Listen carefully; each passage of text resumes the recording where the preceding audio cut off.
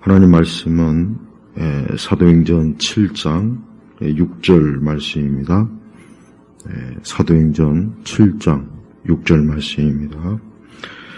또 하나님께서 말씀하시기를 그의 후손이 타국에서 나그네가 되고 종이 되어 400년 동안 괴롭힘을 당할 것이다. 사도행전 7장으로 넘어가면은 이제 스데반 집사가 하나님에 대해서 이제 변증하는 그러한 내용이 주를 이룹니다. 스데반은 하나님에 대해서 변명을 하는 게 아닙니다. 변명. 여기서 변증이나 변론은 변명이 하는 게 아니라 하나님에 대해서 명확하게 알려주는 겁니다.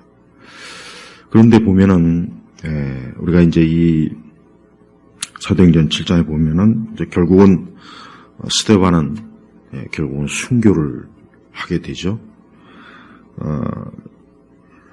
또 오늘 이제 7장 6절에 보면은 하나님께서 말씀하시기를 그의 후손이 타국에서 나그네가 되고 종이 되어 400년 동안 괴롭힘을 당할 것이다.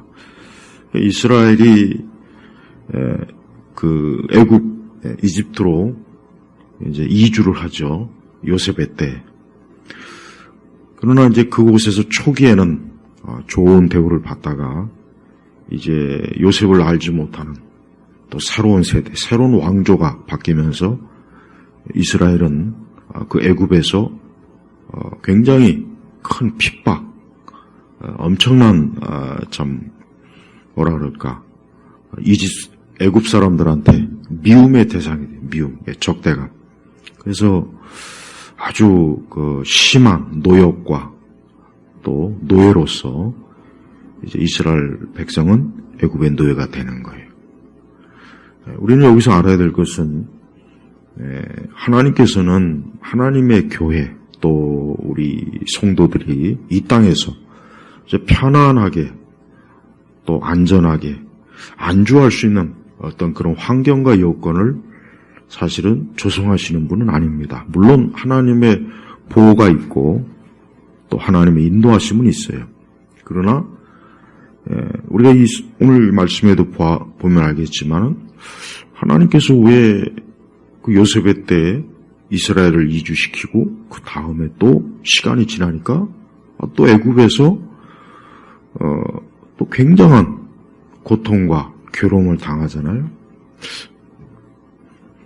또 오늘 사도행전 7장에도 보면은 이 스데반이 하나님에 대해서 변증과 변론하지만 결국은 스데반이 어떻게 됩니까? 스데반 보면은 59절에 그들이 스데반을 돌로 치니 그가 부르짖어 말하기를 주 예수님 내 영혼을 받으소서 하고 그러니까 스데반은 결국은 돌에 맞아서 죽임을 당하죠.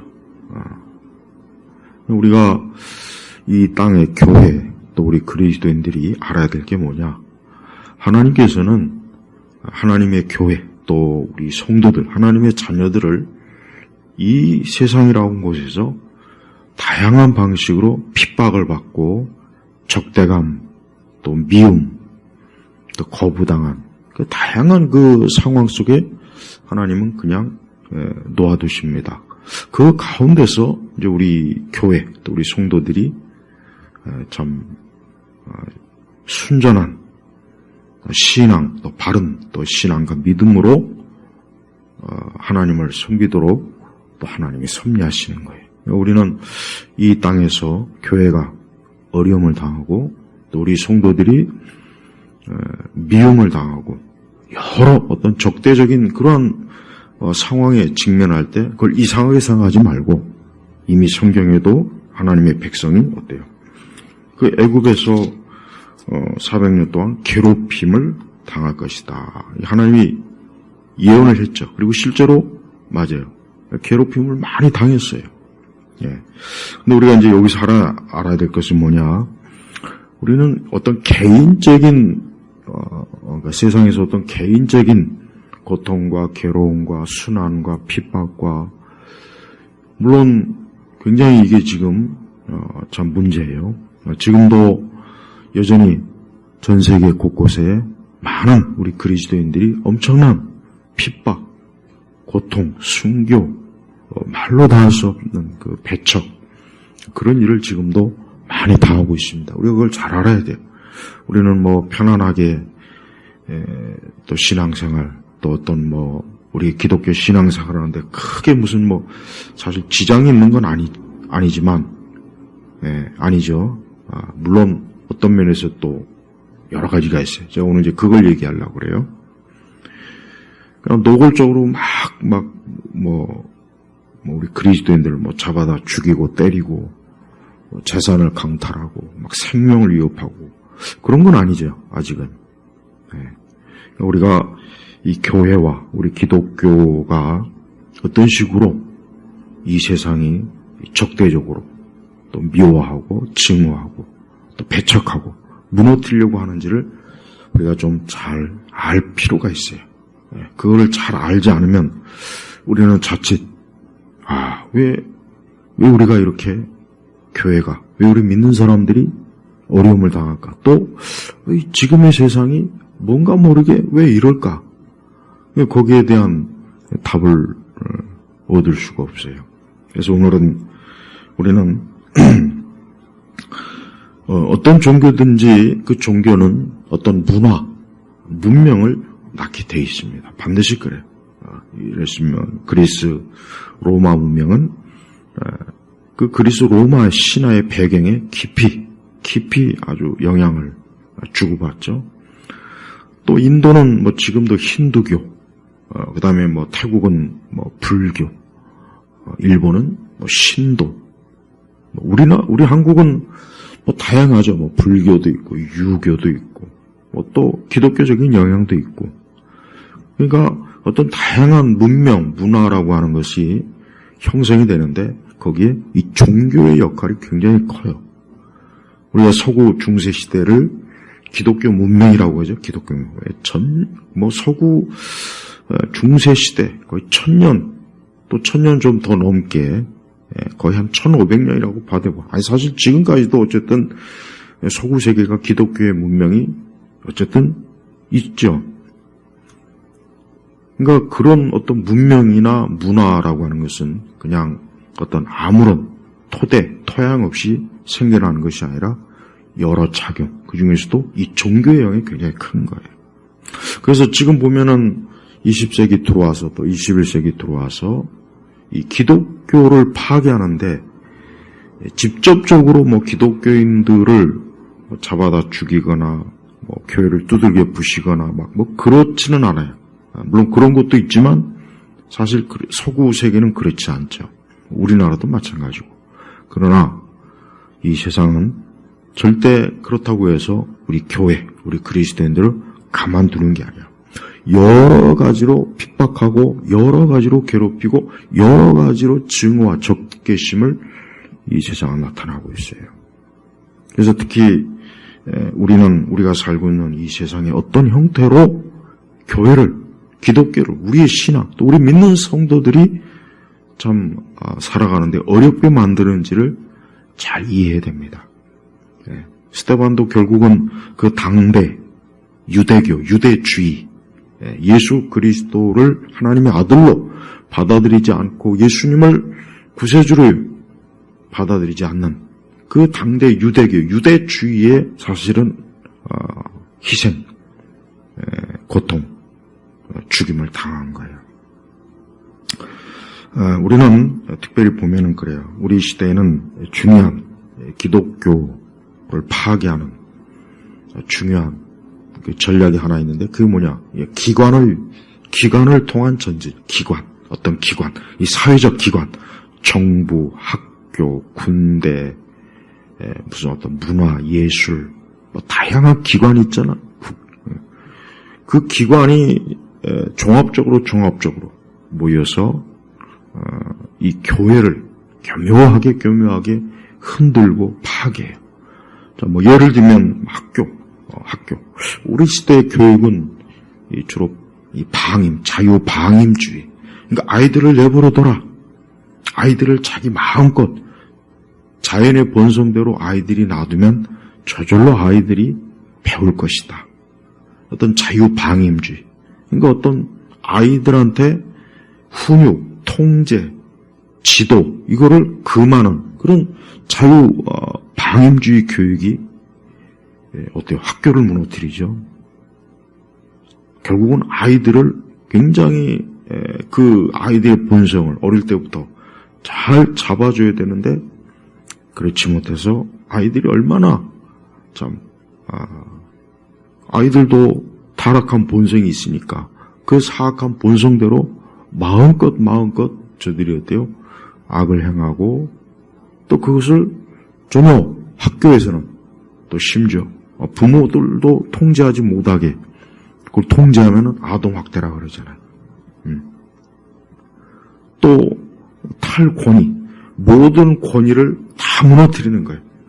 정치가, 학교, 교사, 성직자, 군대, 지휘관, 그러니까 모든 권위에 대해서 다 반대. 그러니까 권위는 무조건 안 좋은 거다. 그러니까 권위를 무너뜨려라. 그러다 보니까 우리 시대는 모든 게 다 뒤틀리고 자기 멋대로, 자기 마음대로 행하잖아요. 모든 영역에서. 그리고 또 우리가 잘 알다시피 어떤 도덕적 우월주의. 이 도덕적 우월주의는 뭡니까? 어떤 특정한 집단이 절대적으로 옳다. 이것은 주로 이제 좌파, 그 다음에 이제 PC, 그 다음에 또 우리가 알다시피 우리 시대의 어떤 성평등에 대한 그런 부분들. 그러니까 그 다음에 환경론자들도 마찬가지예요. 독일에서는 이 환경론자들이 그 에너지, 이 전기, 이 송전탑, 이 부분을 참 파괴해갖고 엄청난 막대한 물질적 여러 참 시민들이 고통받는 그런 일들이 지금 수시로 발생하고 있어요. 유럽 전역에서 이 환경론자들이. 그러니까 이 도덕적 우월주의라고 하는 건 뭡니까? 무조건 자기들을 따르지 않으면 무조건 다 잘못됐다. 그러니까 근데 그 자기들을 따르라고 하는 그 집단이 누구냐? 정말 그들이 옳은 집단이면 괜찮은데 아까 얘기했지만 환경 우월주의자들, 그다음에 성평등 우월주의자들, 여기에는 이제 같은 성끼리 이제 잘 또 이제 알아들으시면 돼요. 그다음에 그것뿐이겠습니까? 어떤 인종에 대한 우월주의. 그리고 또 어떤 종족 우월주의. 그다음에 이제 특히 종교에 대해서도 마찬가지예요. 기독교의 그 복음을 우리 하나님의 진리를 가리키는 데 있어서 이것을 굉장히 어때요? 우리 기독교를 뭔가 잘못된 집단, 뭔가 이상한 집단, 종교의 평등성을 파괴하는 집단, 이렇게 몰아가요. 그러니까 너희들은 이제 예수 그리스도, 너희의 종교만 절대적으로 여기지 말아라. 모든 종교를 다 똑같이 여겨라. 그러니까 교묘하게 우리 기독교를 또 어때요? 무너뜨리는 거예요. 그러니까 모든 종교를 평등하게 하라고 하면서 기독교를 무너뜨리는 거예요. 맞지 않잖아요, 그게.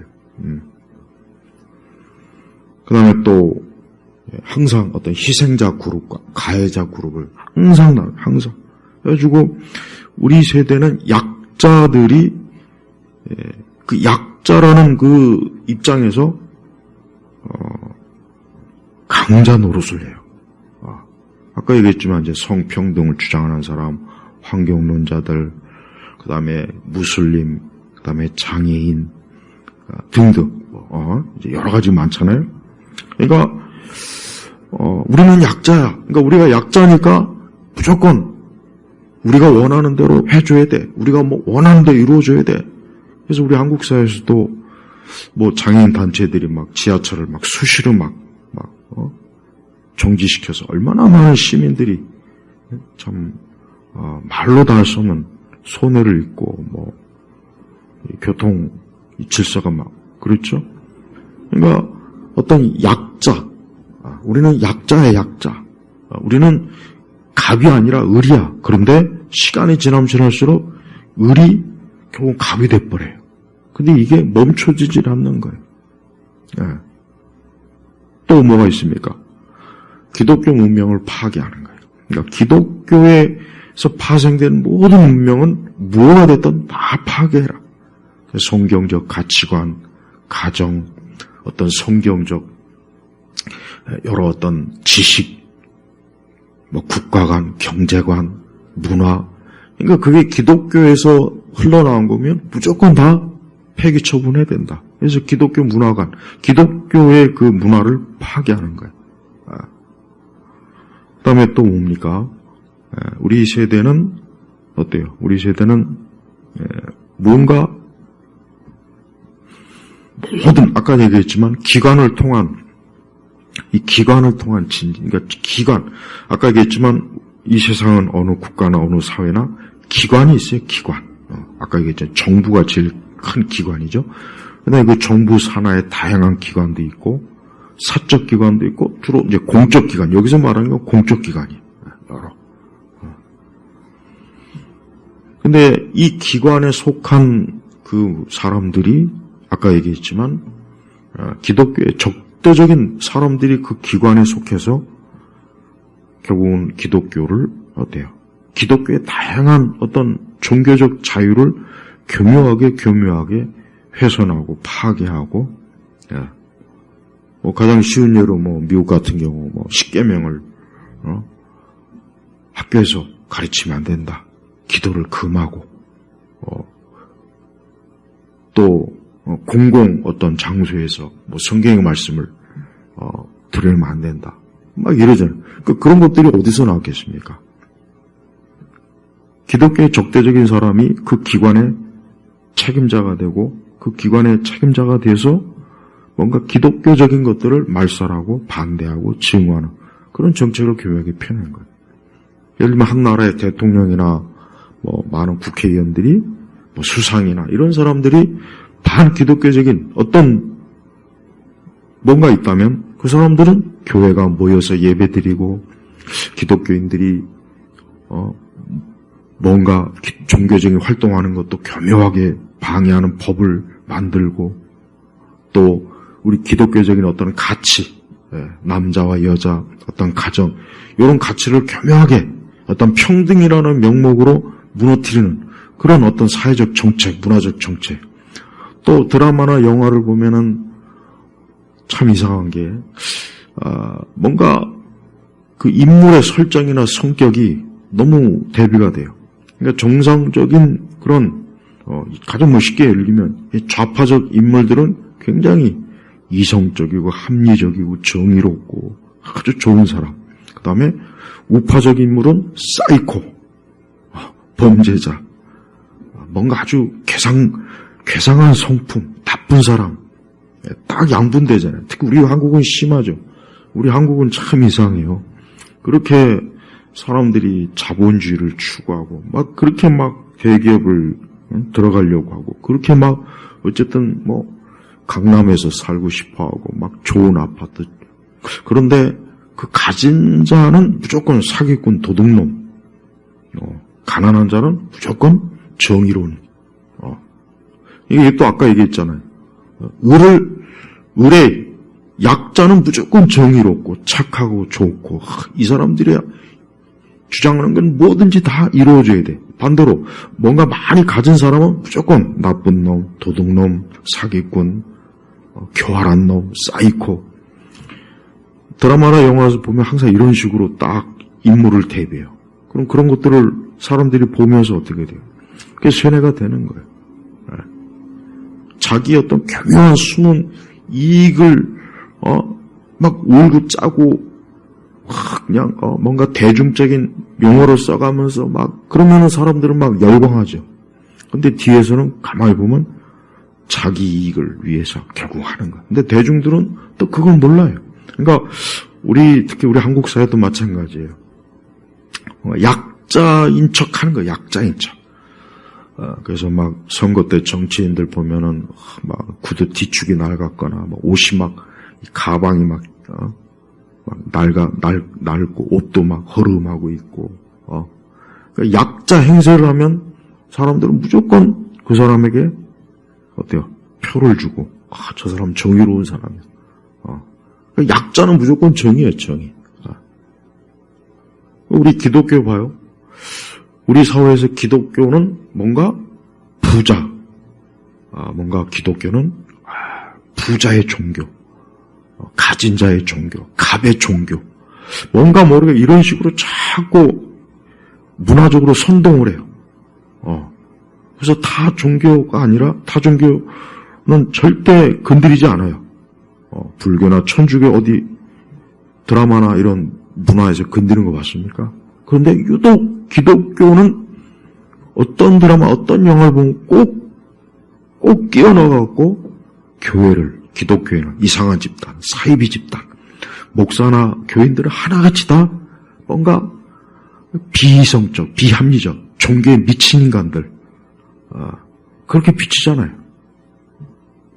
이게 바로 뭡니까, 이게? 이게 바로 아까 얘기했지만 기관을 통한 핍박, 기관. 이게 이제 바로 우리가 보통 예를 들면 뭐 진지전, 안토니오 그람시 진지전에서 다 나오는 거예요. 모든 기관을 다 접수해라. 그래서 그 기관에서 결국은 어때요? 이 사회와 국가 전체를 다 점령해라. 마귀는, 사단은 보이지 않는 영역에서 결국은 어때요? 이 세상을 교묘하게 자기 영역으로 계속해서 자기 영역으로 지금 점령하고 있고, 이 모든 것이 다 하나님의 것인데, 마귀는 이것은 내 것이야, 내 것이야. 그래서 자기에게 속한, 마귀에게 속한 육의 사람, 하나님을 거역하고 하나님을 증오하고 하나님을 찾지 않는 그 사람들을 통해서 세상 곳곳을 다 점령하는 거예요. 학교도 점령하고, 국회도 점령하고, 방송국도 점령하고, 심지어 교회도 점령해요. 여러분, 우리 한국 교회 정말 심각합니다. 우리나라 교회 보면은 거의 아까 얘기했지만, 이 좌파적 마인드를 가진 신학자, 목회자들이 굉장히 많아요. 그들에 의해서 또 교인들도 대부분 다 뭔가 좌파적이에요. 근데 아까 말했지만 그 좌파적이라는 사람들이 공통적인 특징이 뭡니까? 이 사람들은 뭔가 가진 자를 미워하고 항상 약자를 정의롭게 여기고, 또 심지어 교회조차도 우리가 굳이 우리가 무슨 진리냐, 우리가 무슨 절대적인 진리를 교회가 갖고 있다고 하면 안 된다. 지금 세대는 그렇게 하면은 사람들이 미워하니까 우리 서로 종교 간에 화해를 하자. 종교 간에 서로 화목하자. 서로 우리 모여서 우리 다 하나가 되자. 딱 그렇게 해요. 그리고 유독 이 공산주의나 이런 전체주의를 은연중에 옹호하고, 자유민주주의는 뭔가 모르게 문제가 많아. 자본주의, 부자들, 대기업, 자본주의를 무조건 또 나쁘게 얘기해요. 그러니까 교회에서 보면, 가만히 보면 교회도 무조건 약자의 편을 드는 거예요. 무조건. 이유가 없어요. 약자 편에서는 하나님. 약자 편에서는 하나님. 여러분, 천국은 부자이기 때문에 못 들어가는 곳이 아니에요. 예수님 그런 말씀 한 적이 없어요. 성경에 그런 말씀 없어요. 부자들은 자기 부를 절대적으로 믿기 때문에 천국에 못 가는 거지, 부자이기 때문에 천국에 못 가는 건 아니에요. 근데 이상하게 어때요? 사회주의, 이 좌파적 그 신학, 어떤 교리에 물든 사람들은 가난한 자는 무조건 천국 가는 거예요. 예수님 안 믿어도 가난하기만 하면 천국 가요. 근데 부자는 예수님 잘 믿어도 천국 못 가는 것으로 은연중에 그렇게 가르치더라고요. 자, 우리가 이제 신앙과 교회, 우리의 믿음을 교묘하게 이 사회가 어때요? 이 세상이 무너뜨리려고 하고, 또 우리가 마음껏 신앙의 자유를 누리지 못하게 어때요? 다양한 영역 기관에서 거기에 속한 다양한 사람, 학교, 교사, 언론인, 법률가, 심지어 목사들, 그 다음에 타 종교의 신부나 승려, 영화 제작자, 드라마 제작자, 광고를 만드는 사람들, 예술, 음악, 이런 모든 각 영역 진지에서 기독교를 자기 영역에서 기독교만을 대상으로, 우리 교회만을 대상으로, 믿는 자를 대상으로 어때요? 괴롭히는 거예요. 괴롭히는 거예요. 아까 얘기했지만 아브라함의 후손들이 요셉의 시대에 애굽으로 갔어요. 처음에는 환영받았어요. 요셉이 애굽의 그 참 식량난을 해결하는 참 영웅이잖아요. 근데 조금 지나니까 이스라엘 사람들이 점점 많아지고 애굽의 좋은 땅을 차지하니까 애굽이 어때요? 아, 이거 안 되겠구나. 야, 이거 이스라엘 이거 저렇게 번성하다간 우리가 저들의 종로로 하겠구나.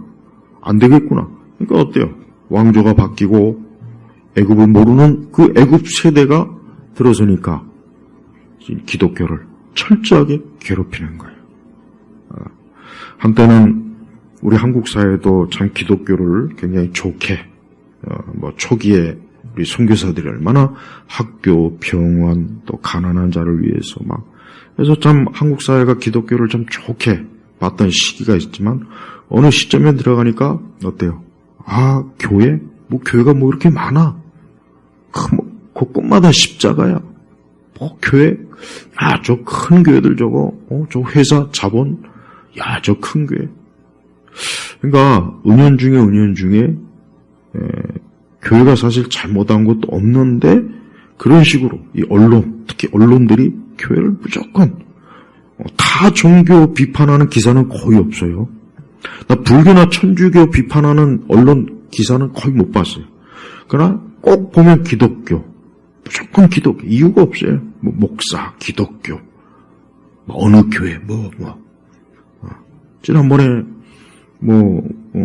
큰 전염병 때에도 마치 교회가 그 전염병 온사한지냐. 그러니까 유독 이런 식으로, 어때요? 교회, 가만히 보면 결국 교회가 타깃이에요. 가만히 보면. 근데 사실 이거는, 제가 좌파나 공산주의, 전체주의만 얘기했지만, 사실 민주주의 사회나 정부에서도 경명하게 또 교회를 해방하는 요소도 사실 상당히 많이 있어요. 그것도 많아요. 그 사람들이 교회를 가까이 하지 못하게, 예배를 드리지 못하게, 시간을 뺏고, 그 다음에 또, 서구 세계도 마찬가지지만 우리나라도 사람들이 놀이문화, 축제, 사람들이 흥에 겨울 수 있는 이런 것들을 오락거리를 엄청 많이 제공해요. 그래서 사람들이 이제 더 이상 어때요? 자기 인생을 더 깊이 있게 생각하고 뭔가 자기 인생을 좀 더 바른 인생으로 살려고 하는 어떤 노력, 설령 예수님을 안 믿어, 하나님 안 믿어도 그래도 뭔가 좀 이상적인 인간. 그럼 플라톤이나 이 고대 그리스 철학자들이 가만히 보면 사실 좋은 인간, 어떤 이상적인 인간을 굉장히 추구했어요. 물론 그들이 하나님을 알지 못하기 때문에, 물론 그들이 그런 것들을 이루지 못하죠. 그러나 그래도 어쨌든 뭔가 인간이 고상하고 뭔가 인생을 깊이 생각할 줄 아는 뭔가 그런 것. 중세시대는 말할 것도 없고, 우리 동양의 그 유교도 유교의 이상이 뭡니까? 유교의 궁극적인 인간상이 군자. 그래서 특히 공자, 맹자, 우리나라 보면은 사서 삼경부터 해가지고 이상적인 인간관, 그 이상적인 인간이 왕이 되고 신하가 되고, 그래서 이상적인 국가. 근데 안 됐잖아요. 안 됐다고요. 중세시대에는 가톨릭이 또 교회를 통한 국가, 교회를 통한 세상, 로마 천주교는 지금도 그거를 목표로 하고 있어요. 근데 사실 엄밀히 해서 그것도 안 됐어요. 왜? 당연히 안 되죠. 가톨릭은 기독교가 아니니까. 가톨릭은 엄밀히 얘기하면 성경의 말씀을 대로 사람, 인간, 사회, 세상을 대하지 못했어요. 오직 칼빈이나 루터 같은 그런 종교 개혁자들만이 올바른, 정말 참된 종교, 참된 기독교를 어때요? 회복시킨 사람들이라고요. 그러니까 우리가 알아야 될 게 뭐냐? 우리는 이 세상이 그래요. 기독교가 점점 축소되니까 어떤 혼란과 어떤 문제가 벌어지는지를 어떻게 알 수 있느냐? 서구 유럽을 보면 알 수 있어요. 그래서 막 난민들이 막 몰려와가지고 어때요? 모든 어떤 그동안 오랜 동안 체계적인 사회 체제를 막 뒤흔들고, 아까 얘기했지만 난민들은 약자야. 그러니까 무조건 그 난민들이 뭔 짓을 해도 저들은 약자니까 봐줘야 돼. 저들이 뭘 하든 너무 그렇게 강하면 안 돼. 근데 그렇게 하다 보니까 어때요? 유럽 곳곳이 난장판이 되는 거야. 이제 더 이상 과거의 유럽의 문화, 유럽의 그 높은 어떤 예술적 감각, 뭔가 고상하고 어쨌든 겉으로 볼 때도, 그러나 속도 어쨌든 교양 있는 뭔가 인간 등등 그런 것들이 더 급속하게 어때요? 확 무너지는 거예요. 가뜩이나 기독교도 약화되는 상황 속에 그런 이방 난민들이 들어와가지고 자신들의 종교, 또 자신들의 문화, 자신들의 그 어떤 취향을 그 유럽 기독교, 오랜 기독교 국가 사회 체제에다가 막무가내로 막 쑤셔넣으니 그 제대로 되겠습니까? 그래서 막 사회 질서가 파괴되고 돌아가질 않아요. 환경론자들도 이 환경 자체가 마치 하나님이냐? 그걸 위해서는 송전소도 끊고 곳곳에 있는 어떤 어떤 기관, 예술 이런 것도 다 파괴시키고, 자기네들 마음에 안 들면 그냥 다 파괴시키는 거예요.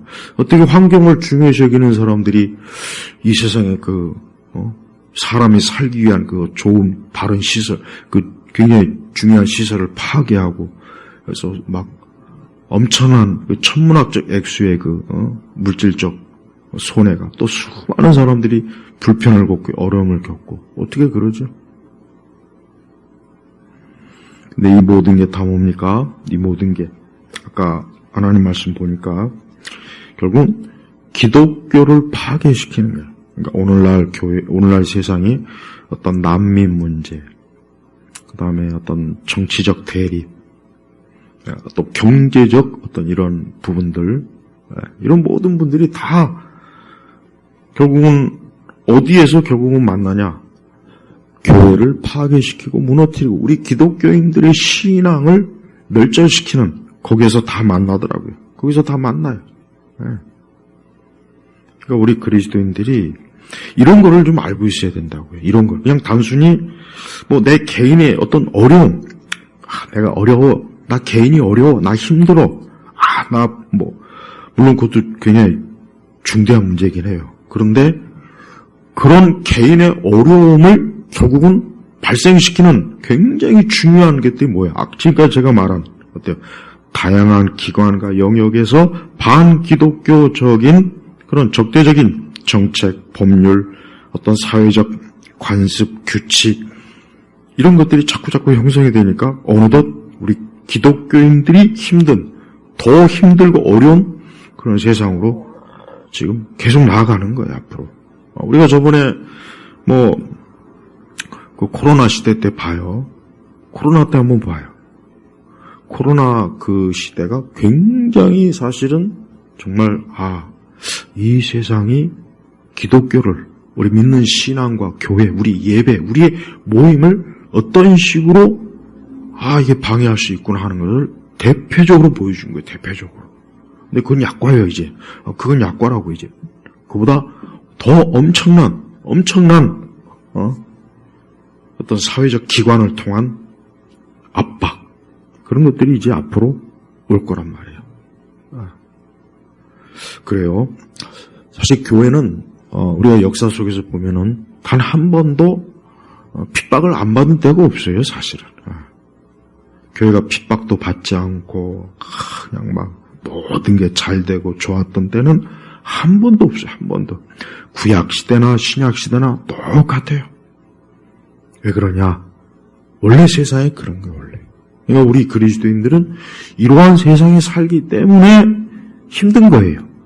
우리도 힘들고 저 믿지 않는 사람들도 힘들어요. 그러니까 마귀는 절대 자기의 추종자들을 편안하게 놔두지 않습니다. 마귀도. 이 마귀가 자기의 추종자들을 행복하게 할까요? 아니죠. 결국은 마귀는 자기의 추종자들을 멸망케 하는 그런 길로 계속 끌고 가는 거예요. 하나님께서는 바로 이러한 세상, 이러한 애국, 이렇게 우리 믿는 사람들이 거하는 이 땅에 어때요? 한 줄기 빛, 소망, 생명을 보여주셨죠? 바로 그분이 누구이십니까? 예수님이요. 예수님을 믿는다는 거, 예수님을 믿는 신앙을 가진다는 거 우리가 잘 알아야 돼요. 물론 우리는 개인적으로 예수님을 믿고 구원을 얻고 영생을 얻는 거예요. 그러나 예수님을 믿음으로 그 믿는 사람들이 많아짐에 따라 어때요? 그 믿는 사람들이 모든 영역에 또 들어가면 세상이 어떻게 될까요? 세상이 그나마 어두운 세상, 죄악이 가득한 세상이 밝아지는 거예요. 그나마 밝아지는 거예요. 그러니까 지금 이 세상이 이렇게 어렵고 힘들고 뭔가 모르게 점점 더 흔히 하는 말로 옛날보다 더 힘들어요. 더 힘들어. 그런 말 해요. 근데 그게 사실 틀린 말도 아니에요. 틀린 말도 아니에요. 왜? 점점 더 믿는 우리 성도들이 점점 더 적어지니까. 믿는 자가 점점 더 소수가 되니까 악인은 가득한 거예요. 하나님을 적대시하는 사람들이 강하고 많아지니까 그들이 주도권을 잡고 있는 어떤 기관, 국가부터 해가지고 교육, 문화, 예술, 이런 모든 영역이 어때요? 더 악해지는 거예요. 더 악해지는 거예요. 우리 성도들이 이런 결국은 국가, 사회, 가정 모든 게 다 망가지는 그 근본적인 원인이 뭐냐? 하나님에 대해서 적대적인 사람들이 많아지니까 그런 거예요. 많아지니까. 그런 사람들이 영화를 만들고 드라마를 만들고 글을 쓰고 시를 짓고 소설, 문학, 어떤 사회적 정책, 그 사람들이 어떤 국회에 가서 법을 만들고 제정하고 그 사람들이 어떤 이 사회 곳곳에 중요 요소를 딱 차지해서 우리 믿는 사람들이 어때요? 숨을 못 쉬게 만드는 거예요. 어떻게 보면은 소돔과 고모라 같다고 보면 되겠죠. 소돔과 고모라. 소돔과 고모라 하나님께서 불로 참 심판하셨죠. 소돔과 고모라를 하나님께서 유황불로 뒤집어 부셨잖아요. 그만큼 어때요? 거기에 하나님 믿는 하나님의 백성이 없으니까 점점 더 그곳이 그 소돔과 고모라는 지역이 더 계속 악해지고 또 악해지고. 그러니까 하나님께서 때가 되니까 거기를 불로 하나님이 심판합니다. 그러니까 우리가 마지막 심판, 우리가 베드로에서 보면은 이 마지막 때 불로 심판하기 위해서 이 세상을 간수했다 그랬어요. 그러니까 잠깐 그냥 두는 거예요. 잠깐 보관하는 거예요, 세상을. 그리고 마지막 어느 때가 되면 하나님께서 세상을 불로 심판한다. 왜 그렇게 했습니까? 하나님 믿는 자들이 적어지니까. 우리 주님이 말씀하신 것처럼 말세, 믿음을 보겠느냐. 그러니까 점점 우리 믿는 자들이 적어지는 거예요. 점점 적어지는 게 눈에 확 보이지 않습니까? 우리나라를 포함해서 유럽, 아시아, 북미, 남미는 말할 것도 없고, 아프리카도 마찬가지예요. 우리가 이러한 실제적인 상황을 이해하는 가운데서 우리가 하나님께 기도해야 되고 복음을 전해야 되고 또 우리 자신도 그래요. 우리 자신의 소망이 어디 있습니까? 나의 소망이 뭐냐? 나의 소망. 우리는 좀 더 진지하게 나의 소망이 뭘까? 나의 소망. 내 궁극적인 소망이 뭔가? 우리의 소망은 첫째, 우리는 하나님을 영원토록 모시는 게 우리의 소망이에요. 하나님을 모시지 않는다는 건 마귀를 숭배하는 거예요. 사단을 결국은 숭배하는 거예요. 이 땅에 있는 수많은 사람들이 지금 마귀, 사단을 숭배하고 있어요. 아까도 얘기했지만은 이 사회의 어떤 문화적, 정신적, 사회적 이런 모든 것들을 주도하는 사람들이 안타깝지만 하나님을 미워하는 사람들이 지금 주도하고 있어요. 주도하고 있다고요.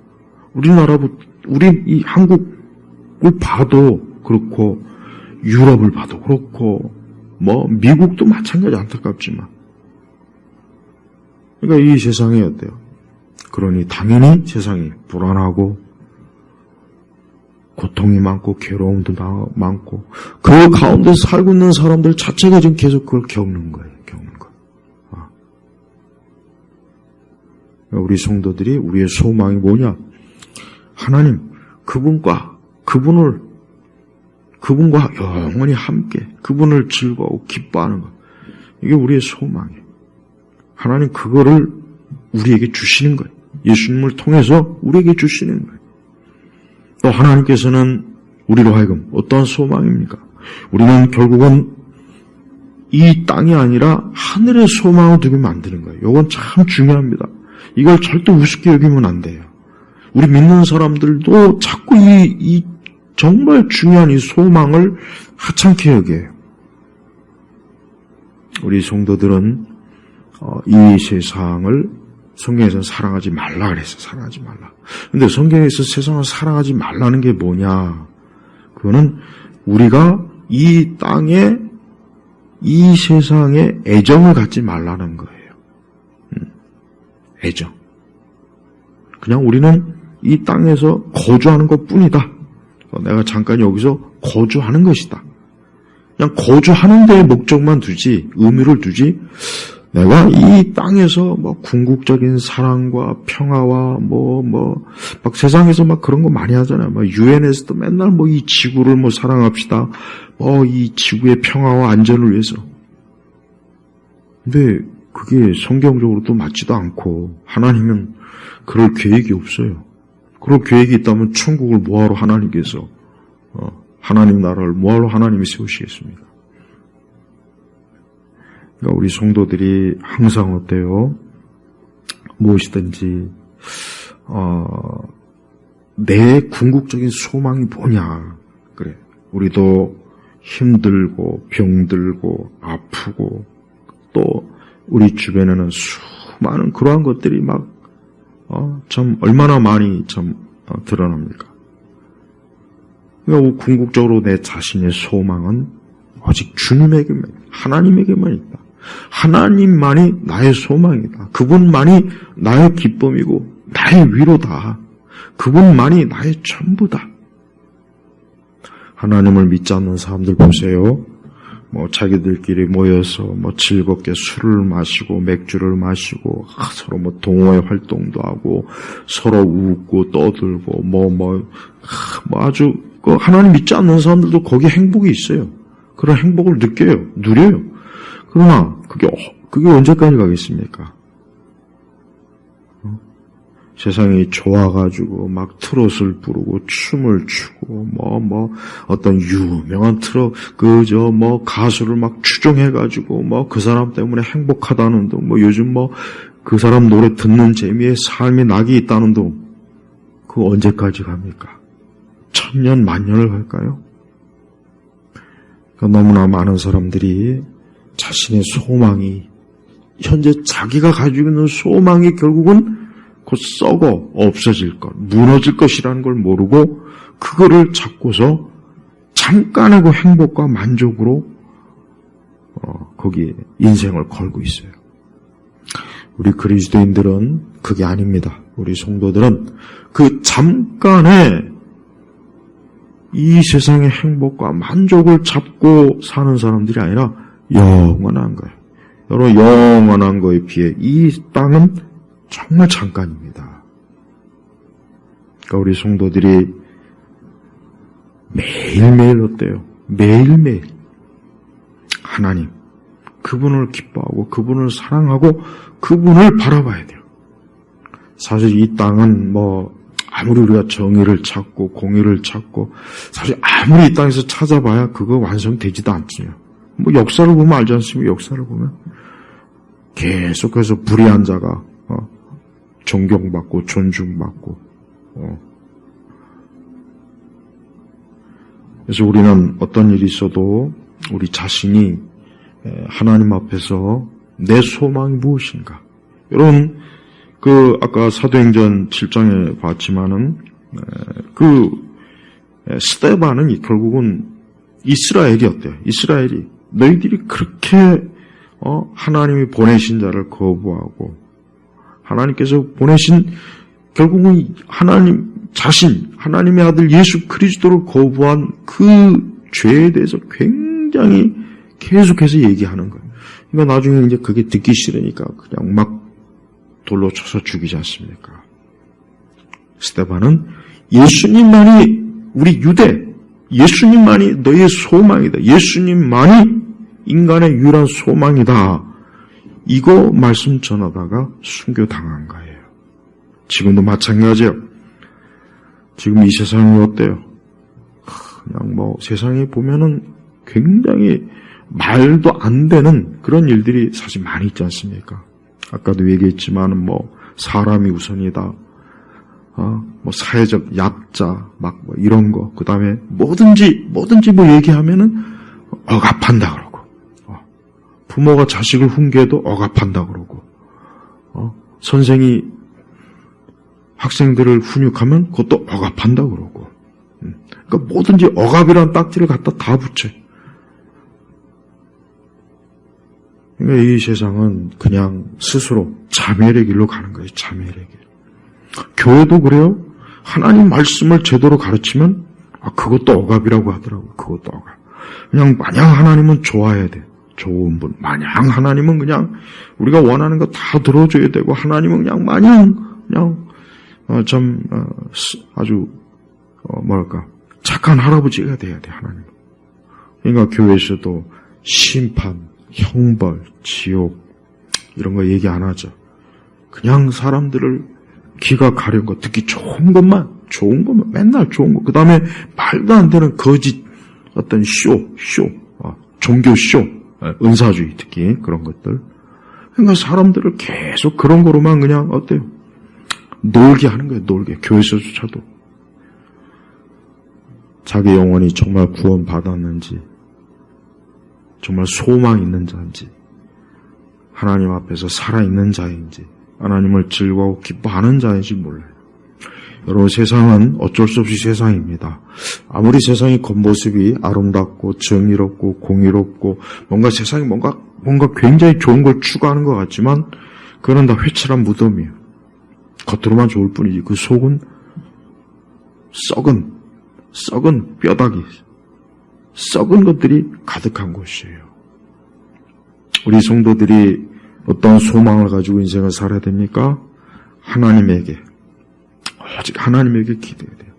현재 어떠한 상황이 있을지라도, 어떤 상황에 있을지라도, 어떤 상황이 될지라도 내가 몸이 아프든 가난하든 실패하든 무너졌든 내가 성공하지 못해도 하나님에게만 소망을 두는 거. 이게 제일 중요한 겁니다. 하나님에게 소망을 두지 않고 다른 게 다 잘 된다고 해봐야 결국은 곧 있으면 그건 다 썩어요. 썩는다고. 없어지는 거예요. 지금이 아무리 무성하다 해도 시간 지나면 다시 들어 빠지는 거예요. 그게 세상이에요. 그게 믿지 않는 자들의 궁극적인 종말이에요. 우리는 시냇가에 심은 나무와 같이 늘 사시사철 푸르고 복되고 참 영원한 평안과 안정, 구원, 생명 오직 누구에게만 있습니까? 우리 주 예수 그리스도에게만 있는 거예요.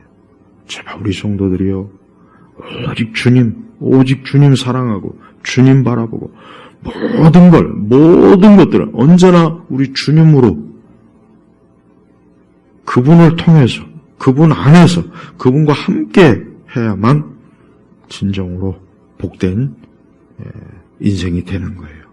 오늘 이 말씀을 듣는 모든 분들이 하나님의 아들 예수 그리스도를 믿고 참된 안식을 누리길 주의 이름으로 축복합니다. 하나님 아버지 감사합니다. 오늘 이 말씀을 듣는 우리 모든 교우들이 또 평안과 안식을 누리고 하나님의 기쁨과 즐거움을 가득 품도록 하나님 역사하옵소서. 감사드리며 우리 주 예수님의 이름으로 기도 올렸습니다. 아멘.